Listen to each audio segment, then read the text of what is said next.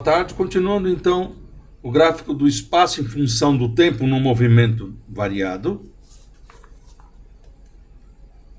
Voltando ao assunto movimento variado, o gráfico do espaço em função do tempo, tá ok? Vamos dar um exemplo numérico para traçar o gráfico e avaliar as grandezas envolvidas. Vamos dar um exemplo numérico. S igual a 15 menos 8t mais 1t ao quadrado no Sistema Internacional de Unidades.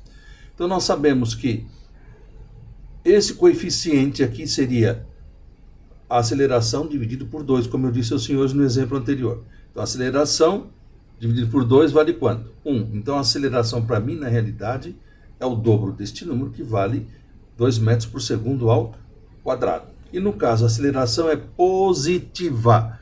Se a aceleração é positiva, portanto, a minha parábola tem concavidade para cima, como nós vimos no exemplo anterior.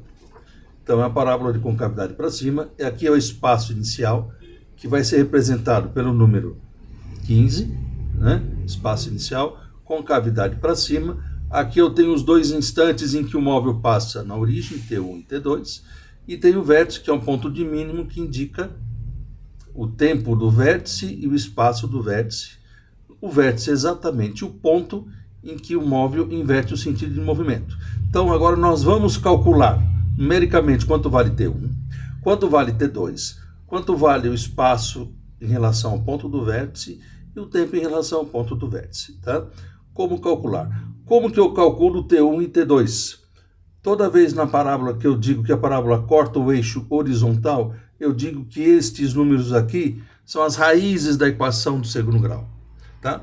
Então, os tempos T1 e T2 em que o móvel passa pela origem dos espaços são exatamente as raízes da equação. Como eu tenho uma função de segundo grau, eu vou ter que usar a fórmula do Bhaskara, do delta, e consecutivamente calcular as suas raízes. Tá, ok? Depois nós vamos ver como que calcula o T do vértice e o S do vértice. Tá, ok? Então, prosseguindo aqui. Como calcular o T1, o T2, o T do vértice e o S do vértice? T1 e T2, como eu falei, são as raízes, né, da equação. Portanto, nós vamos calculando o delta. B ao quadrado menos 4, que multiplica o A e o C. Por que eu estou pondo o A maiúsculo? Presta atenção.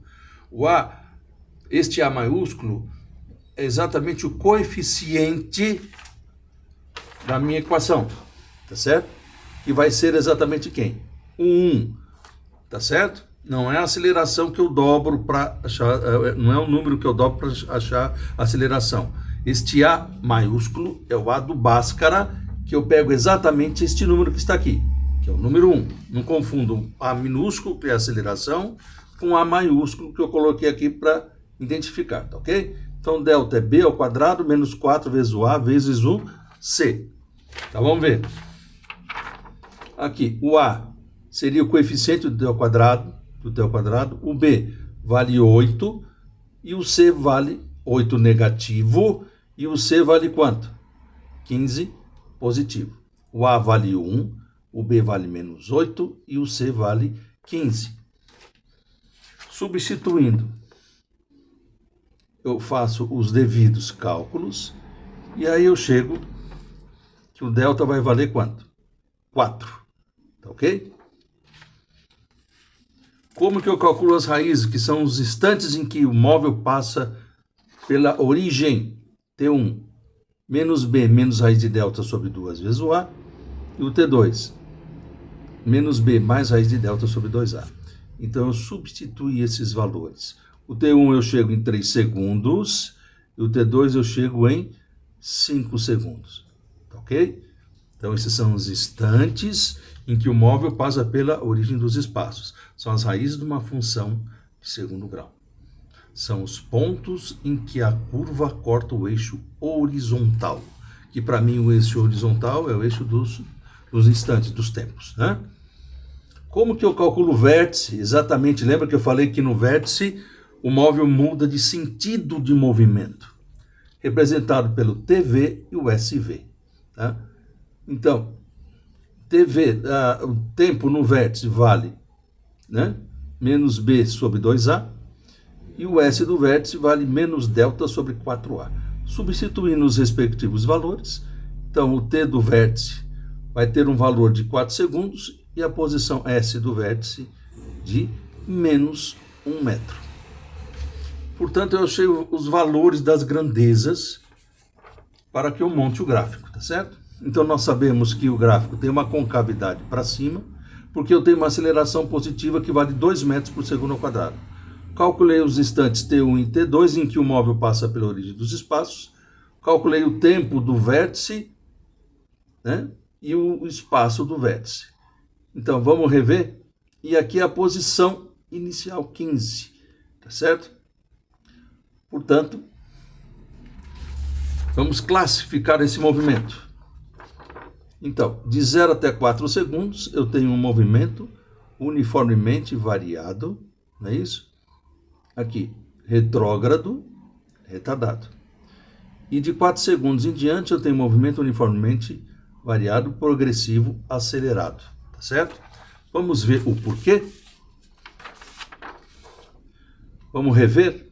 Aqui, daqui para cá, o espaço decresce, movimento retrógrado, velocidade negativa. Daqui para cá, do vértice para cá, o espaço aumenta, movimento progressivo, velocidade positiva. Velocidade negativa, porque é retrógrado, aceleração positiva. Aceleração em velocidade, sinais contrários, movimento retardado.